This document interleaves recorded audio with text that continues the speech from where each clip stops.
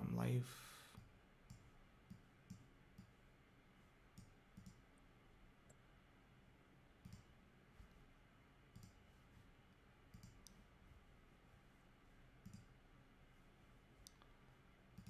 Are we live? Okay, we are live. We are live. Okay.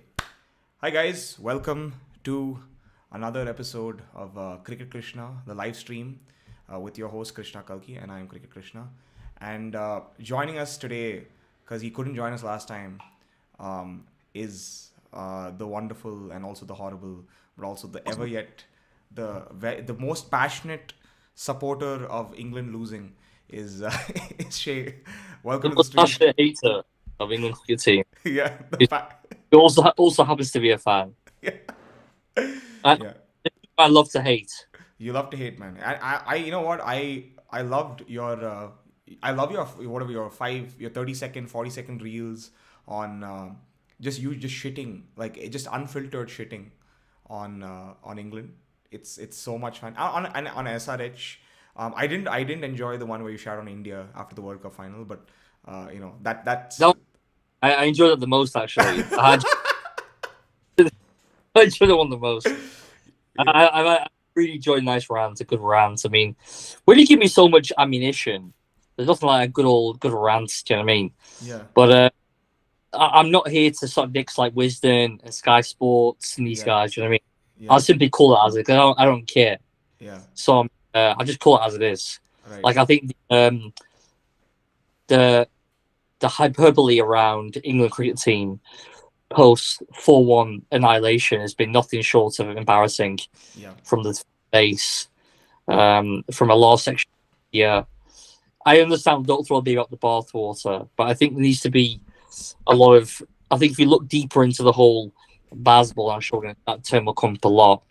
I think if you look into it, like there's a lot of holes in the armor. And I yeah, think the problem is this aggressive form of cricket is simply because they lack the skill set right, to play proper Test match cricket, and that's what I said in my little rant today. And that's why these guys go so hard. The only real proper Test match batsman you could, I mean, obviously Joe Root, and you could argue. You could definitely there's an argument for Zach Crawley, who's come on to fair to the lad. He's come on leaps and bounds, but yeah, I think right now Ben Stokes is obviously a Test match class batsman, yeah, but for me he's a guy who plays great innings but isn't a great batsman, and that's the problem. So he's been absolutely abysmal on the major three away tours in the last 4 years, Australia and 2 India tours. He's been nothing short of abysmal. And I'm a bit tired of seeing like throw his head in the air when he's got out again for a couple of runs. right. It's tiring. If you're batting at 6 and you're not bowling, then what is your purpose? Because you're And averaging 20. you're an all rounder. You're an all rounder. Well, let's say you're playing as a batsman, but the Yeah, reality, if you're playing as a batsman only, so you don't even have to worry about bowling or thinking about bowling, or your energy levels aren't being sapped by bowling 80 miles an hour consistently in heat in India. You're just there to bat. right. And I brought the stats up. You know what I mean? You know, like I said before, like the comments of like it could have been 3-2 if it went England. I mean, as much people say because they dominated certain passions of play, they're in good positions in all the Test matches. Right. The flip side is India could have won 5-0. Take away Pups 196 and Hyderabad, India win this 5-0. And honestly, who could argue? You Right. know, like India competed so well in 2018. And I remember going to Edgbaston for that Test match, actually. I think the third one, I can't remember. I was there. And India lost, 4-1 that series. Yeah. That's probably the closest 4-1 loss you'll ever see. Right. India were highly competitive. Yeah. I wouldn't even go anywhere near as close as England being anywhere near as competitive in this series. Mm-hmm. They're utterly outplayed. And I know that India is a tough place to go. And people are kind of saying, well, you know what? It's India. You kind of forget about it. But I don't think it's good enough. When you have so much resources at your disposal, Australia went there last year and competed. Mm-hmm. You went to your backyard and India played out for the draw. And it was a very competitive draw. Australia were in no... I think they ended the last things 180 for 2. Yeah. I think Wajin made a big 100. That was a year ago. Australia obviously lost 2-1 the 4-match series. And it's unfortunate it was a fifth test match. But they've shown that teams can go there and compete. South Africa drew there in 2015. You have to be a very good side. Don't get me wrong. But at the same token, most teams at home are generally quite dominant. Yeah. So I just think it's like, let's throw it. It's India. You throw it away. Well, I don't think it's good enough to say that. The amount of people who fly over there, pay the good hard-earned money, people who get up in the morning, pay subscription fees, to TV broadcasters. Well, here it was TNT Sports, formerly BT Sports. Right. They deserve better, in my opinion. Yeah. You get up at 4:30 in the morning to watch your team play. You deserve it better than to get railroaded 4 out of 5 times and say, "Oh well, we played we played attractive cricket. We played good." Listen, I said before my rant, a loser is a loser, Krishna. Yeah. I don't care. You're actually putting me off. You think your form of cricket going at 5 and over is going to keep me glued to the screen in a losing cause? It ain't. It's not. Yeah. I'm not interested. So actually, I'll be completely honest with you. I hardly watched any of this test match. Because I watched the first morning, I think 120 off for 2. Or 100. Yeah, Pope got out. I mean, that was a disgrace. But Crawley and Pope, they're together. Sorry, Root and Crawley were there together.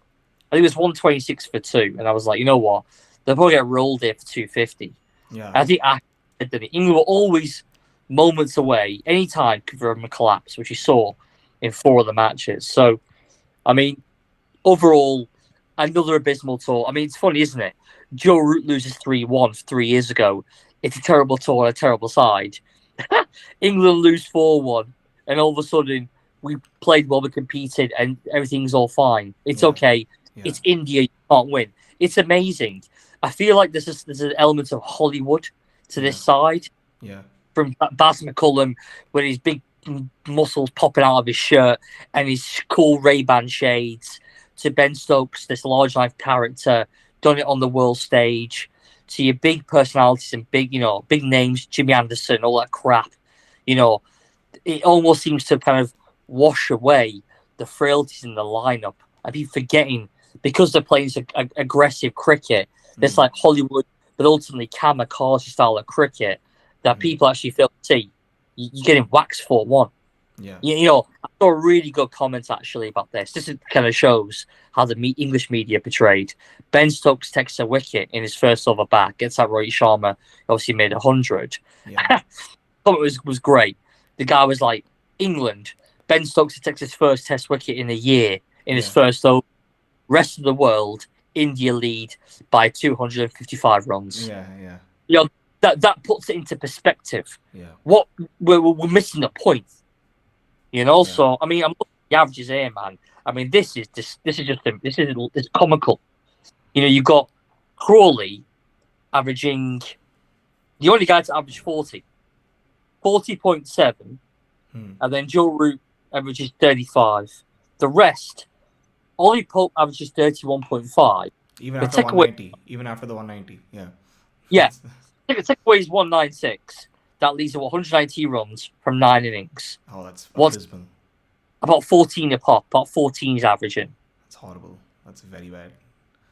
It's just I mean, Duckett 34, Bairstow 23, Folks 20.5, Ben Stokes 19.9. Oh. I mean, wow. Cool. That one hurts. I'll tell you. So the game was lost in the batting from England because the bowling put themselves, especially the spin bowlers. That was the only positive mark, Christian, of this tour was that we found a couple of spinners who could do a job. Beyond Leach. Yeah, he's obviously played with injury. Right. But apart from that, I don't see any real positive in this tour. Zach Crawley, I think, cements himself as a really good, test opener. Mm-hmm. After his performances in the Ashes, he's done well here. He can go on and kick on this summer. But the rest, good to see Root back in form at the end. But apart from that, I mean, abysmal. If you actually, one thing that kind of, I think summed up the entire tour for England was, I think, Johnny Bairstow's whatever interaction with Sarfaraz Khan and Shubman Gill. I don't know if you saw that, but there was I, a few words exchanged. yeah, Yeah, and Johnny Besto essentially, I think he had a bit of a fit on the last day where he kind of got into a bit of a war of words with Shubman Gill and Sarfaraz Khan, right? I think Johnny Besto was like, Shubman. I think Shubman said something about Jimmy. I think Jimmy should retire or some sludging, and then he's like, "You think Jimmy should retire? What about you? You got out to him so early, like blah blah." And then I think he said, "I scored 100. How many runs have you scored in this entire series? I probably scored yeah. more runs in one innings than you scored in this entire series." And Sarfaraz is like, "Yeah, he scored 130 and he's talking a big game, right? Like he scored just a 30 or something in a previous game." And he's now suddenly starting to talk a big game. So I think Johnny Bairstow, like I think he completely lost his cool in that second innings, and it was very clear to me that I don't know, like when I look at this England team, I just like it's a lot of pomp and show, but there's not much substance. Like there's a lot of, I mean, there's so much has been talked about baseball, so much, and like probably more than should have been. And yeah, maybe they're making test cricket exciting, but also it's contributing to more 3-day and 2-day and 4-day wins, right? The more you have of those kind of wins, the more test cricket actually dies. And how much more likely is it these days that we have a 3-day, 4-day win than a 520 and 100 overs kind of innings, right? Like, or like 150 odd from Best, or 120 odd from Ben Stokes. Like the repercussions of a baseball or so-called baseball have been so significant, right, on this English cricket team, on Test cricket in general, right? That like you said, what is the like English media is going to celebrate it and call it, oh, England did well, they tried their best, whatever, blah blah. But this is England we're talking about, one of the greatest Test teams in ever to play cricket, one of the greatest Test teams ever, right? We're talking about England here, and giving it up so easily. I mean, this Test match was there was no contest. Like it was a complete shutout. There was no effort. I think Zach Crawley with the bat was the only one who really tried, right? I think the rest were just kind of praying for dear life that Kuldeep Yadav doesn't get them out or Ashwin doesn't get them out. And I think even in the second innings, I mean, it was just complete, like just nothing. Joe Root, okay, with the 80, trying his best to kind of hold one ground, but it was just like a dicking, like you said, a dicking at Dharamshala, a complete dicking. Ashwin, he's gotten 100 Test matches now. I mean, kudos to him.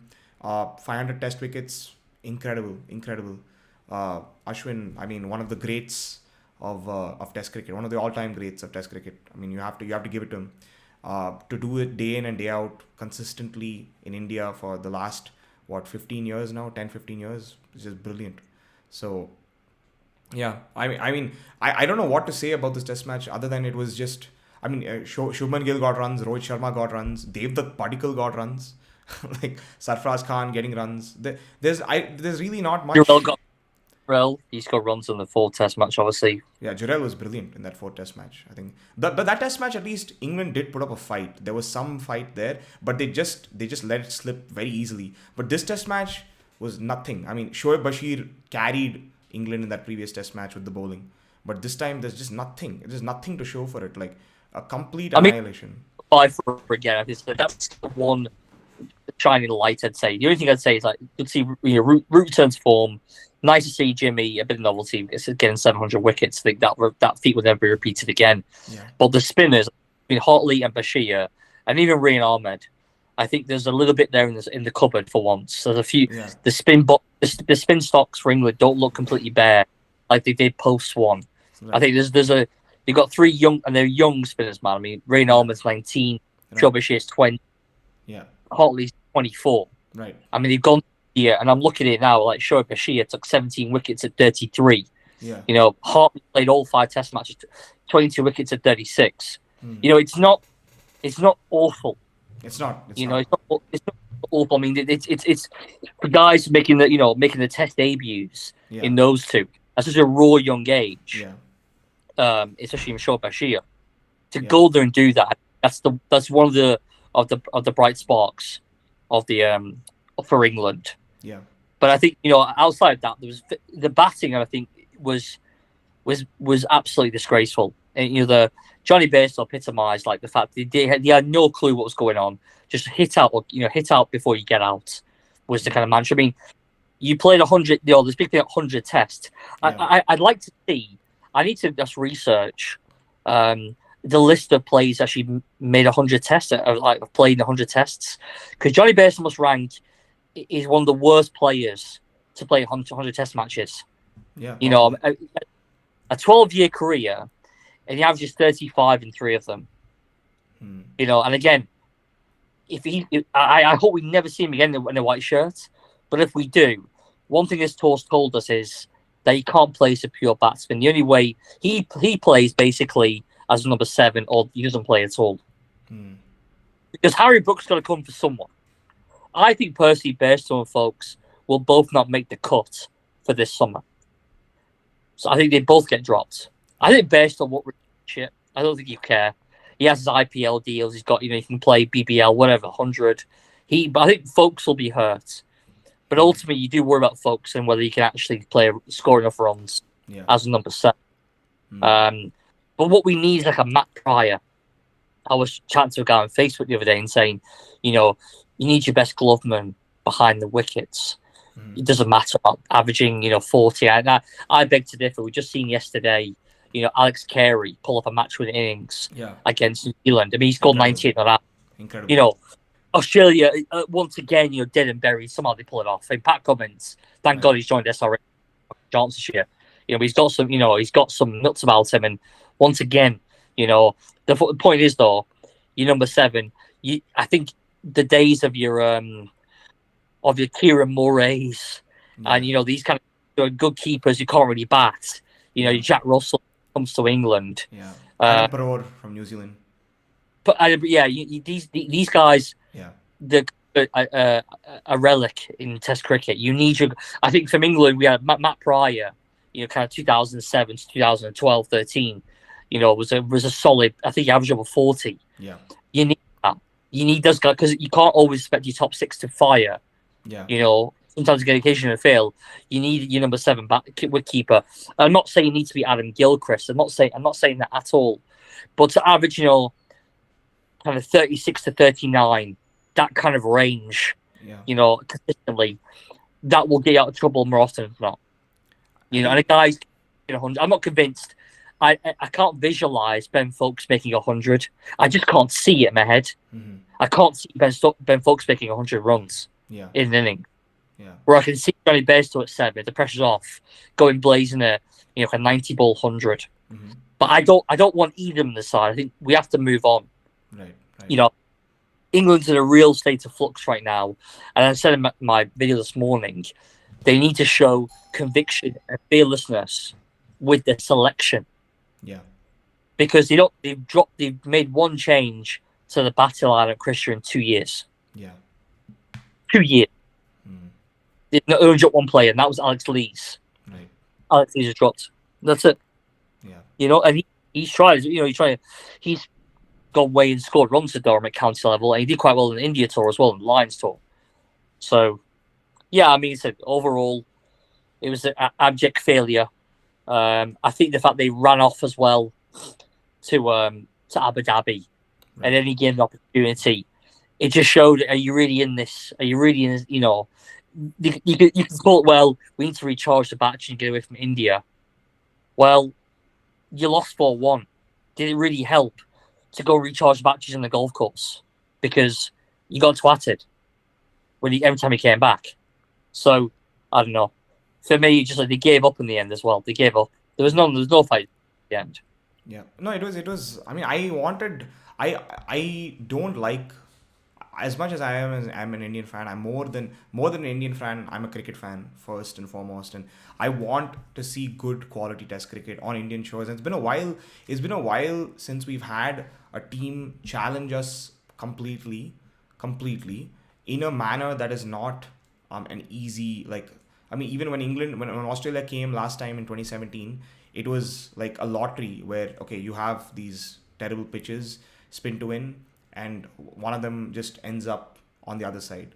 And usually it's India because India has the home advantage. But then at some point of time, it will give to the other opposition, and that's what happened in India last time in the Test series. In 2017, I think that was a very challenging series. I think that's probably the last time India-Australia series in 2017. I think that's the last time that India was challenged to such a great extent.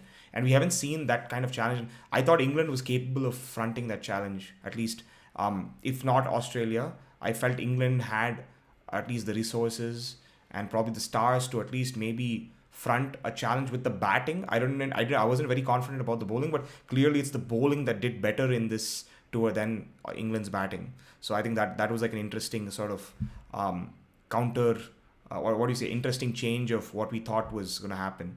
But like you said, I think England's batting order really needs some serious looking into as to like who. I mean, you're playing players based off of tenure. We're playing players based off of, okay, they've been there for a while, but you're not looking at averages. You're not looking at strike rates. You're not looking at their ability to play under pressure situations. I think England, like Ollie Pope, yes, had the one great innings. That was a pressure situation. That was incredible, that innings. But Johnny Bairstow, again, 100 Test matches. Johnny Bairstow, really? I think that's a good point. So, yeah. I think I've not heard it being raised very much. I think why people, were a little bit frustrated, especially me, frustrated about India. I thought we won the first Test match, and it also India took a bit of time to warm up into the series. But you're missing Virat Kohli, your talisman, for the whole series. Yeah. You missed Kerol. You missed 3 or 4 Test matches. Missed Shreyas Iyer, missed Ishan Kishan. We didn't have Bumrah for a match. We didn't have Shami. No Shami, yeah. And people I've not heard this. People forgetting this. Yeah. There was a golden opportunity on that 3rd Test match. I think Kerol was out. Ashwin went up. Something happened to Ashwin, so he left mid-Test match. You had no Shami. That was the second Test match. Second one.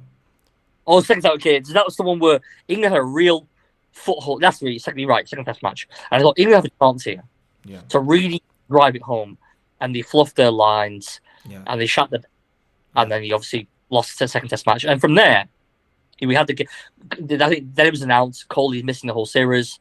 Kerol he was like ongoing until I think end of the 3rd Test match. Shami came out not playing. You're missing Shreyas Iyer. Everything was like going in England's favour. And even then, because I'm telling you now, if those guys played, it's 5-0 all day all night. We played a bit of I think Jadeja missed 2 Test matches? Yeah. Okay. Did he miss 2? Jadeja. Yeah. He missed one, he missed 1. But he still missed a Test match. He was actually fairly innocuous at times, Jadeja. I'm looking here. Yeah, actually, he averaged 38.66. Mm-hmm. With the ball, listen, he took 90 wickets at 25, but Ashwin took 26 at 24. Bumrah was 90 wickets at 17. It's phenomenal. Listen, the game was lost for England through the batting, but India were a weakened side, and people forgetting that. Yeah. There was a goal opportunity there. If they won that second Test match to somehow scrape over the line, or and they couldn't do it. I think that is what McCullum and Stokes will think going home, because they lack the heart to really and the character. Because there's a for all the pizzazz, it's just there's a saying in England that fur coat no knickers. Mm-hmm. Fur coat no knickers. So it looks amazing, glamorous on the outside. Open it up, there's nothing there. Yeah. You know what I mean? There's nothing there, and there's a soft underbelly to this team. Despite apparently being fearless and strong and tenacious, the reality is, every time this team is put under the pump, they shit the bed, and they lack any heart whatsoever. Yeah, that's a fact. Mm-hmm. Despite all your talisman as your captain, and he's a guy who is headstrong. He's gone through a hell of a lot in his career, in his life, personally, off the field and on the field. That guy's, is a real leader. That man, right. But he's not following. Yeah. I always want about this. So, you can stick your chest out all you want, Johnny Bairstow, and talk all the chat you want, And the same with Ducky took him absolute fucking codswallop. There's an idiot chatting shit about Jaspal after saying, like they took a leaf out of our books on this crap that Ducky came out with. Yeah. All this bravado and arrogance that's just seeping out of the pores of England team. Hearing this crap, and then like the reality is, you still talk. Yeah. You haven't. You know what I mean? So, and that was what I think was infuriates the fans even more because it creates like a disconnect. Yeah. I really, when Stokes came out when they got battered in that third Test match, and he was positioned and said, "I this is the last time you and me did a chat here on the video. We did a stream, you and Christian, and he was, I think, asked by TalkSport, are you guys going to go back and revisit your mistakes and see what you learn from your mistakes? Oh no, we don't do that." Mm-hmm. I mean, that to say that is absolutely shocking. Right. Imagine you spunk out £1,000, pounds to fly to India, hotel ticket and everything. Yeah, you fly, and you go and see your team get railroaded like that, and just you. No, we're not gonna. I'd be, I'd be, if I had a biryani in my hand in the stadium, I fucking chucked it on him. Wanker. No, I think actually one point I want to make about, like you said, India was weakened, right? I look at the name of the players who played in the last two matches. Okay, Yashasvi Jaiswal this is his second Test series, I think. Devdutt Padikkal making his debut. Sarfraz Khan made his debut in the series. Dhruv Jurel made his debut in the series. Akash Deep making a debut in the series. I think you had Rajat Patidar making a debut in the series. So many different new players. Like this side, I'm looking at the side for this Test match. Yashasvi Jaiswal, new. Okay, Rohit Sharma, Shubman Gill, has been there for a while. Padikkal making a debut, 65. Sarfraz Khan, 3 matches in, 56. Jadeja, okay, he's back for Patidar. Dhruv Jurel, again, on debut, winning a man of the match. Like, just think about that. On debut, scoring a 90 odd, saving an inning, saving the innings, literally saved the innings, saved the Test match. That innings, that partnership with Kuldeep Yadav in the 4 Test match, that saved the entire match. And I mean, that gave India a shot. I mean, England should have had a lead of 150 in that match. Yeah, should have had a lead. Made 90, Terrell, didn't he? Yeah, he made 90 odd, and then in the second innings he got 30 something not out when it was a crunch situation, 100 for 5. I mean, England had a very good chance to make it 2-2. Had a very good chance. They were up on the first 2 days of the Test match, but then they just completely shat the bed. And then when you continue shitting the bed in moments like that when you're up, right, it does a number on you. And in this Test match, it's clearly there was not one session in this Test match where England were positive, where England had a chance. You were thinking England was going to go out there and probably take it back. It was India all the way. It was India all the way, through and through. Like there was just no respite at all in this match. I mean, 470? They made 470 in 120 overs. I think they were batting what? I think they batted. There was something like 50 for no loss, I think, at the end of the first day or the second day or something like that. And then they get 380 runs or something in the on day 2. They get something like 300 runs on day 2, right? I can't remember, to be honest with you, man. I think day 1. Okay, I'm just looking at the numbers here. 135 for 1 at the end of day 1, and 473 for 8 at the end of day 2. And I think I pointed this out in our group chat. England 218 all out in 57 overs. Right? Day 1's not even done yet. And India are 50 overs in and they're 230 for 1. I mean, just tell me. Like, what baseball? Like, where is the baseball effect? I mean, I don't understand how a strategy to play fast, quick cricket and also ultimately get all out for 200 runs is a good strategy in Test cricket. I mean, well, not is that. I think I wonder if it's a case of, because I saw an interview with Brendan McCullum a couple weeks ago saying certain plays, the numbers will be very strong in Test cricket, in county cricket, first class cricket, but it's not the kind of play that we're after. So I mean, they've been quite obvious about that. There's a brand of cricket they want to play, but the problem with why I polarise opinion is because if you play attractive cricket but you're losing Test matches, then what's the point? Yeah, I think ultimately that turns people off. Irrespective of, you might entertain on the way, but if you keep, and you put on a losing side, Right. people will not be interested in that. Yeah. And it goes deeper than that because you talk about sponsors and ticket sales, and it goes further than that, right? Listen, I guess you don't go too much into it because the reality is England will probably turn over Sri Lanka and the West Indies this summer, and people forget about India. But my point is, if you're part of the big three, which is Australia, India, and England, which run world cricket, right? Then you've got all the resources available. I expect you against a patched up India side to not get waxed 4-1 and get absolutely twatted in 2 of those test matches, and to play the kamikaze style of cricket. I expect more. If you're West Indies, all due respect, maybe a Sri Lanka, I'd say even Pakistan, if you go there and that, maybe not Pakistan so much because their bowlers can utilize as wickets, but a West Indies, for example, and you went there and that's what happened to you, I think that's more acceptable because it's the same questions will come up. But with England, all the resources they have, the preparation, which I mean, you could argue that wasn't very good, but I can't accept it's India, so you lose. I know that. I know it's a very hard place to go. But why India managed to bridge the gap? Because you guys really should have beaten us in 2021. It's only because the COVID test match was postponed. India beat Australia twice away from home. Yeah. So if you have the resources, Australia could have beaten us last year in England. Yeah. So they go away in the big three. If you look at the big three head to head, England are by far the lowest, the 13 Absolutely. by some distance, and that's what I'm getting at. Because Australia go to India, England go to India. Look at the difference in how Test series pans out. Or England goes to Australia and gets smashed 4-0, and it could have been 5-0. Really, could have been 5-0. It was a draw. It should have been 5-0. Yeah. India 3 years ago and get battered. So you're seeing a pattern here. India going to Australia and winning the last 2 series. Yeah. India going to England and beating England.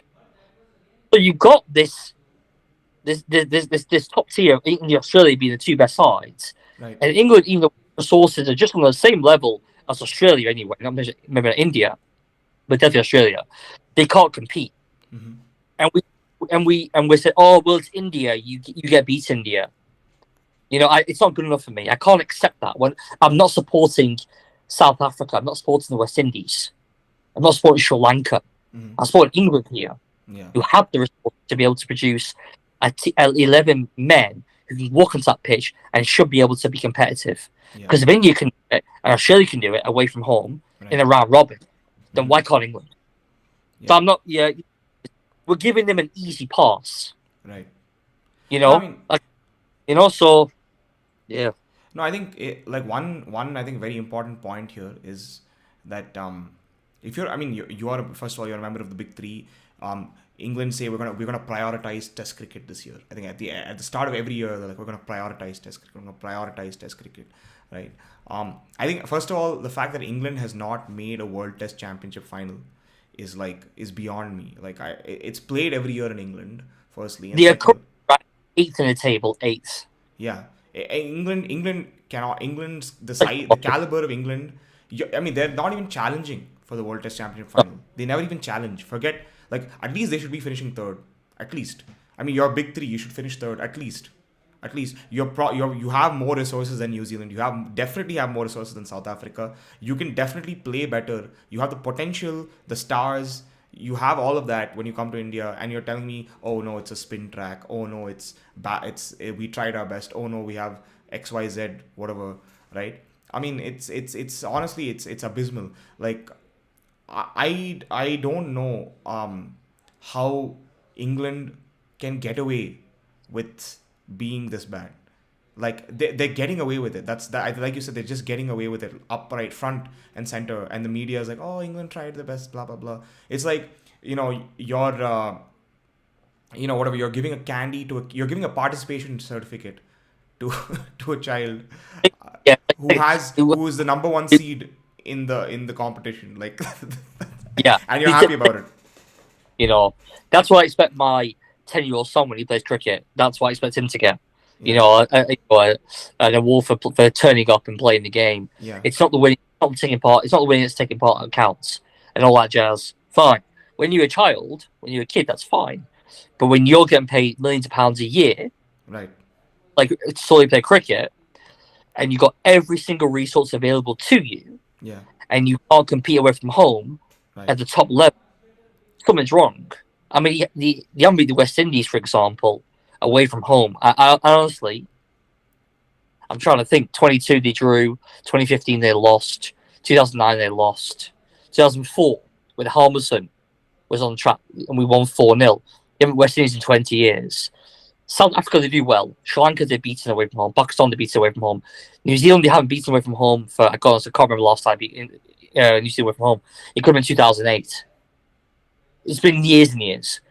So it's just it's a and this whole new style of cricket, like I said, meant to be revolutionary. But I said from like day one, like these people are kidding themselves. They think they're going to be able to revolutionize Test cricket and people to follow suit. No one is, because as you quite rightly pointed out, when you look at the WTC rankings, they're second from bottom. Yeah. That's just a fact. So that just tells you everything you need to know about basketball. This brand of cricket is getting you absolutely nowhere and very fast.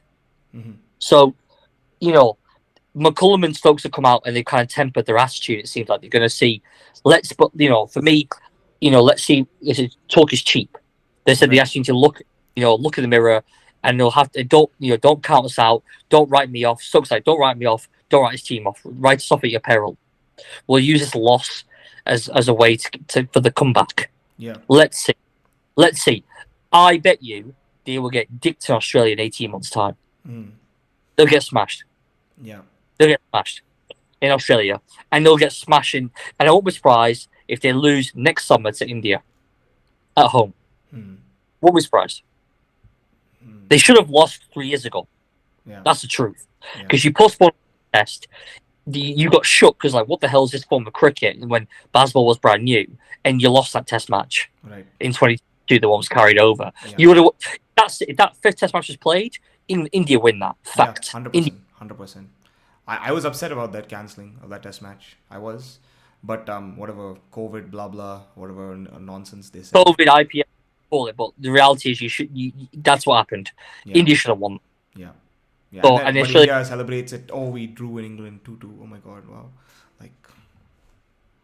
Yeah, I'd be disappointed to agree with that. They should have won. Australia, like I said, Australia, they get absolutely creamed every time they go there. Every 4 years, they get battered.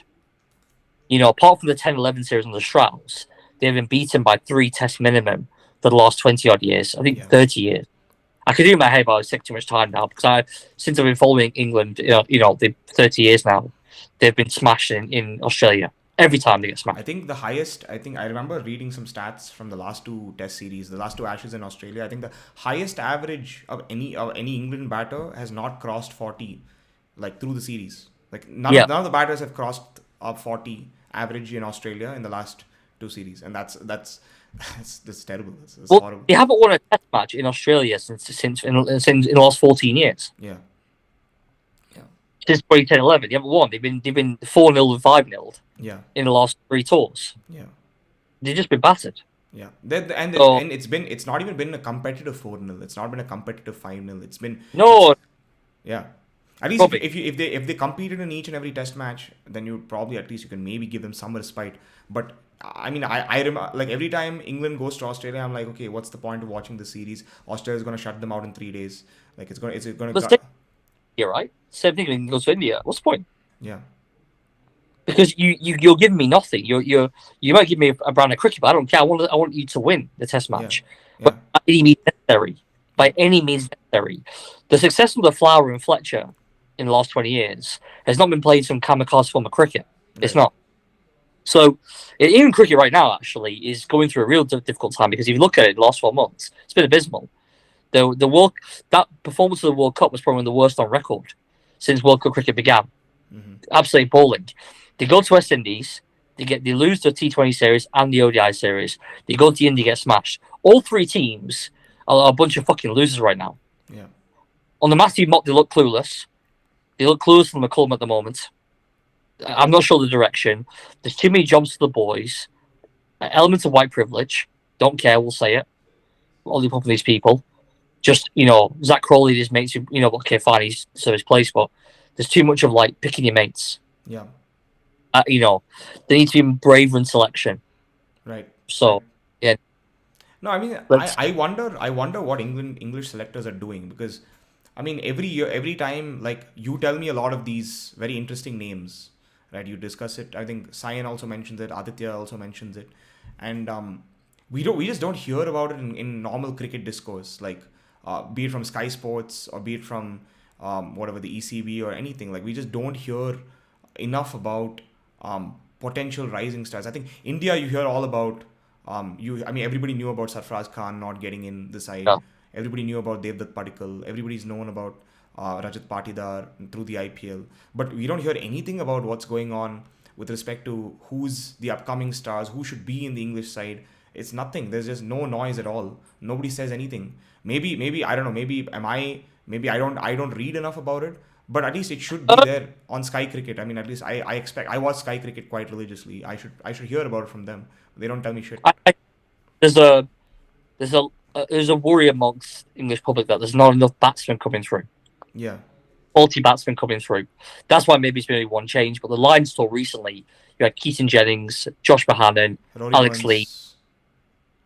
Roy Burns was on the tour. Roy Burns is finished. He's done. Dominic Sibley's finished. Mm-hmm. They're just going to sorry now, rest of the career probably. Even though Sibley's only 29. Right. But Roy Burns, he won't play for England. There's no way he'll ever get called up again under this regime. Not a chance. And, No, and, I'm just and saying, like, batsmen who've played for England over the last few years. yeah, but if it's line store, your line store obviously is like your England B, right? Your India B, Yeah, India A, sorry. Yeah. It's your B side. So the guys that decorated themselves in that much glory. I mean, Alex Lee's played pretty well. Josh Bohannon did okay. James Rue was okay, but the wickets were different. They weren't spinners. They were green tracks. Yeah. India were okay. I mean, to expose England up and coming batsmen to the Bunsen burners and stuff on purpose, right? Just tactical. So when these guys get called up to England proper, and they play India, they won't be used to the turning tracks. So India played that quite smart with the wickets they produced. That's why that Lions tour that recently England toured India A, played in India A, the seamers took the lion's share of the wickets. Yeah. Matt Potts was fantastic. The fast bowling stocks seems reasonable actually. You got Tong, you got Gus Atkinson, who should have played a test match here, but anyway, Gus Atkinson, Tong, Matthew Potts, Matt Fisher. You got Mahmood, who's still lurking in the background. I think he's fit again now.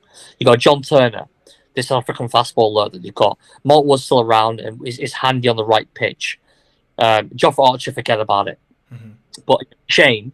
But you forget about Jofra Archer, wonderful world-class talent, but just unfortunate you're never going to play for me or never play a test match ever again, which is a real shame. But it is what it is. Bryden Cars is another one. There's plenty of fast bowlers. Right. There's a guy called you can even get Topley a look in Test cricket. Well, not at Test level. He's been quite clear about that. He won't play Test cricket. Mm-hmm. But Mitchell Stanley, there's guys there that are coming through. The fast ball and stocks look okay. Yeah. And now there's a spin as well. The spinners too. Yeah. Shoaib Bashir and Hartley have been revelations. They've been very good. He's still there. He's not dead yet. He's only 32. But the batsman, that is the worry. The two guys that are kind of waiting in the wings is Harry Brook and you could argue Dan Lawrence. Yeah. That's it. The guys need to go. Whether the kind of people on the peripheral in county cricket, which starts, I think it might be starting this month actually. The county season definitely next month. The guys need to, the middle order batsmen need to be scoring a shitload of runs, right? Because they can force their way in. There's got to be a minimum of 2 spots up for grabs there. Folks' position is massive under threat, but Ollie Robinson, James Rue, or they go with what's his name? The other keeper. I forgot his name now. Well, Robinson and Rue, and there's one more. I can't remember. Jamie Smith. Oh, sorry, Jamie Smith. One of those 3. Right. They're going to go. Harry Brook will come in for him. There's not a lot, man. Like you guys have brought in like Padikkal and Sarfraz Khan and all these. Padikkal didn't work out. Okay, fair enough. But you got these young batsmen coming through, and Grace I was there. Didn't even play. Yeah. You got Ishkit. I'm not sure what's going on there with him. Yeah. No, I But think some discipline issues with Ishkish. So he's been. yeah, he looks like the new version of Vinod Kambli. You know, like he got shit. You know, Yeah. macking them chicks and wherever he's from, Mumbai or whatever. But Yeah. listen, I think And how there's good, a, how there's a good, how good has Yashasvi Jaiswal been in the series? How good has he been?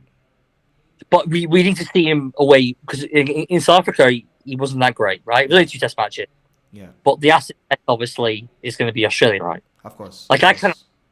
I cannot wait for that series. Mm-hmm. That is for at least we want to have England involved. So for once we get an actual competitive series Yeah. between the two sides, a competitive series, Yeah. not this bullshit, you Yeah. know. Yeah. So I mean, and Coley could be playing for sure. yeah. Yeah. No, It'll I be mean, Coley's last tour in Australia, his last tour. yeah. No, I think. I mean, you look at the 2021 BG series, right? That happened, and that series, the last Test match was all debutants. It was almost all debutants. Only Rohit and Rahane and Pujara, I think, largely in that Test match. And it was, I mean, one of the greatest Test series I've ever watched. Probably the greatest I've seen in my lifetime. Like, yeah. I mean, if I'm saying that's the quality of Test cricket that was played in 2021, and obviously now Australia is way stronger. India is also definitely much stronger now. Um, so it's going to be interesting to see how India negotiate Australia in Australia. But I think it's hard. You can't write off anybody in that series. I think both teams look very good. If you get Shami fit, Yeah. Shami, Bumrah, and Siraj, Yeah. those three with probably Jadeja as your second spinner, your main spinner. Yeah. I think Jadeja's go for one more tour. You know, at 35 he is a I shit, mean, you but could still play Ashwin too. I mean, Ashwin was amazing in the series last time. You can still play Ashwin at number but 7. then Kuldeep gets me to win the wings for that one. Yeah, But Kuldeep will have to sit out, unfortunately. they'll need these guys. They'll need like a Sarfraz Khan. They'll need Kohli to be that side. They're going to do it again They'll need a Rishabh because Pant. I think they'll need Rishabh Pant back. yeah, it was like I mean, it's from the last time in it, but I think Australia going to come hard. But I think Australia. I was looking at the side that played today. Those guys are very much the wrong side of 30. Yeah. You know, they kind of they're coming towards the end. I think a lot of those guys. Right. You know, so could India make it 3 wins in a row? South Africa did it. They did 3 wins in a row, right? They won 08, 09, 12, 13, 16, 17. Could India do it? 18, 19, Yeah. 2021, 4, 25. Yeah. I guess we'll find out. A hat trick But wins there's a good away. chance. There's a very good chance. I think it's a good chance to do it. Cracking series, man. Yeah. I think you're a cracking series. And I actually wonder, said people like Steve Smith, if he's still opening the batting, then he's not the same player anymore, Steve Smith. Yeah. He's not the same batsman. Yeah.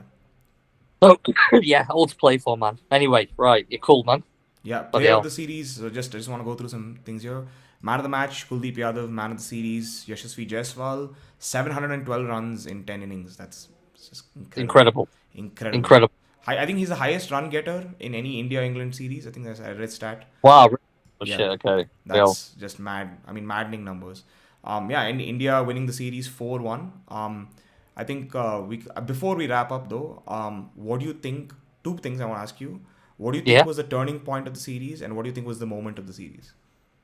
I think the turning point of the series for me was England not capitalising on the second test woes of India. Getting in a strong position, and then Ashwin went off. I think not to close that out. I think you need to win that one. Right. I think that was the turning point. I think that at that point I thought, you know what, England have lost this. Right. They had to win the test match. Right. I think that second test match. I think the way Yashasvi Jaiswal batted, and then I think the way Shubman Gill also batted, I think that was quite something. For me, I felt one of the breakthrough players of the series. Breakthrough in the sense that somebody who had not been given a lot of respect as a Test cricketer before, but has clearly shown pedigree in the series. Kuldeep Yadav. For me, I think Kuldeep Yadav was the breakthrough star for India in the series. I mean, the fact that he was. I mean, we had you wanted to play him over Akshar Patel, right? And I mean that to get a spot over Akshar Patel with what we know Akshar Patel brings to the table in Test cricket, I think Kuldeep Yadav for me breakthrough star. I would agree with you. That second Test match, the Ashwin's bowling, Jasprit Bumrah's spell. I think that was a huge Yeah. deal.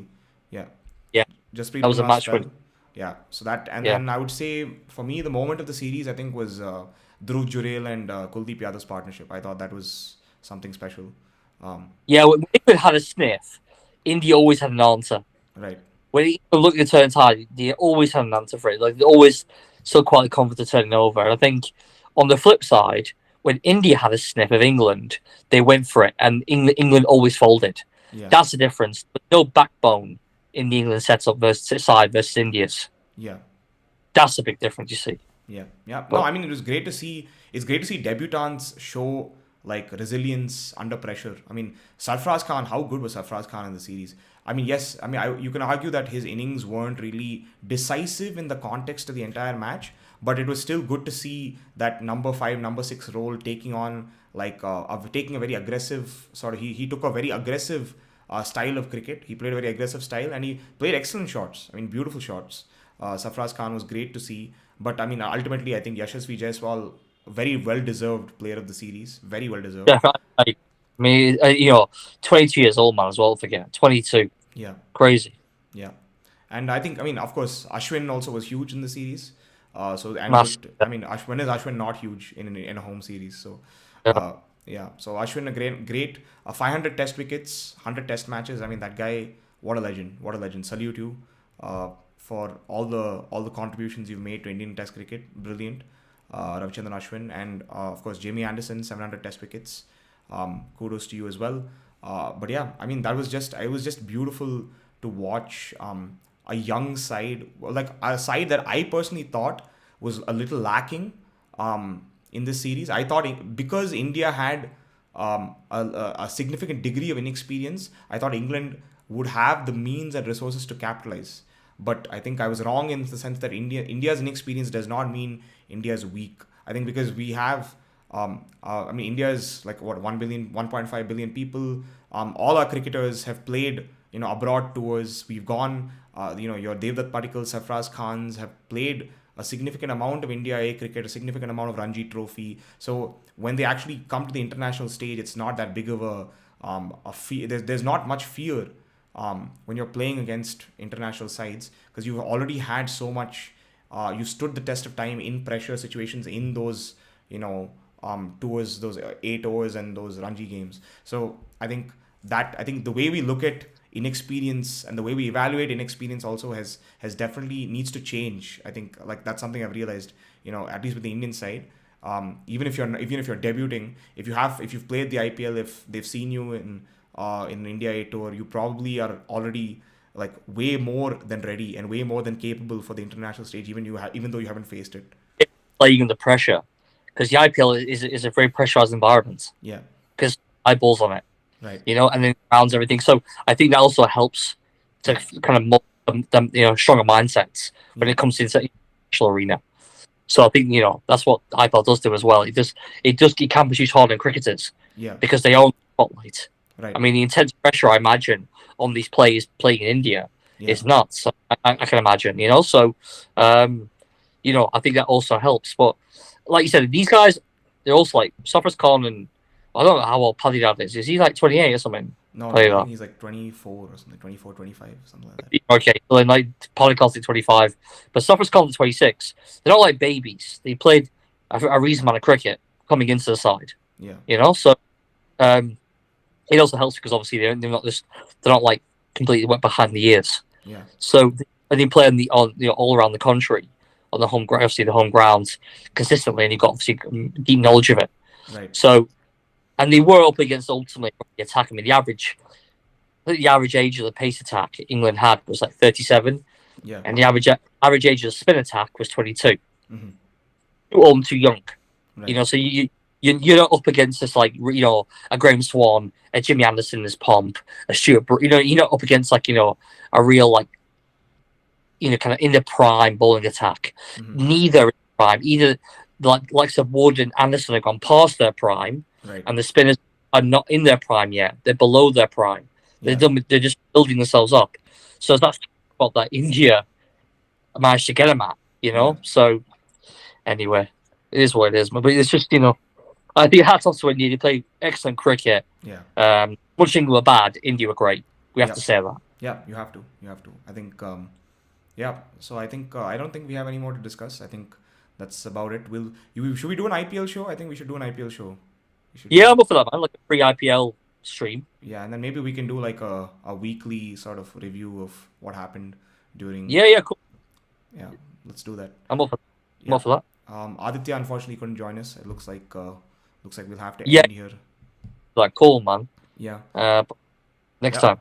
Yeah, but yeah, thanks to everyone whoever's gonna watch this later on, and whoever, I don't know if any of you watched, but whoever watched and whoever will watch this later on, thank you for joining us. This is the fifth test review and the series review of India versus England.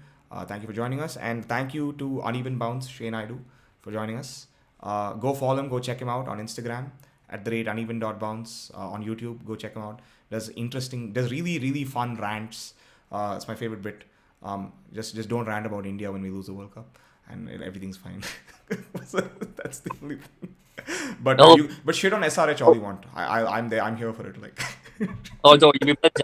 Hopefully, maybe with Patty is maybe be alright. Who knows? By the way, have you seen SRH released a jersey and it literally looks like vomit covered in mud. So it's horrible. It's genuinely horrible. Like I don't know if you've seen it. Like it's No, I'll check it out, man. I just do a rant about the jersey and like I'll be very happy. Just like call just say like it's like fucking what is the word we used? Horse rubbish. Yeah, horse rubbish. Horse rubbish.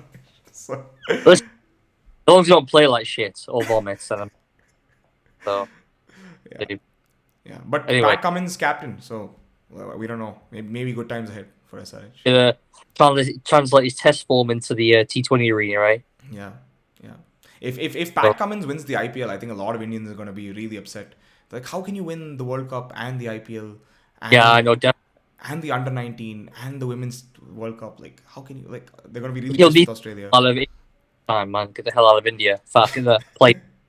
I can tell you the two most hated men in India during the months of November were Pat Cummins and Travis Head. So I can guarantee you that. And Glenn Maxwell also. They were two of my favourite cricketers during that period, actually. Two of my favourites. Yeah. Especially now they both joined SRH, which is fantastic as well, so even better. Yeah. Anyways. All right. Yep, let's end it here. Thank you so much, Shay. Good night. Cool, man. Thanks, dude. I'll catch you next time. Yep, see you. And all the best for the IPL. Yep. Take care. Thanks, man. See you in a bit.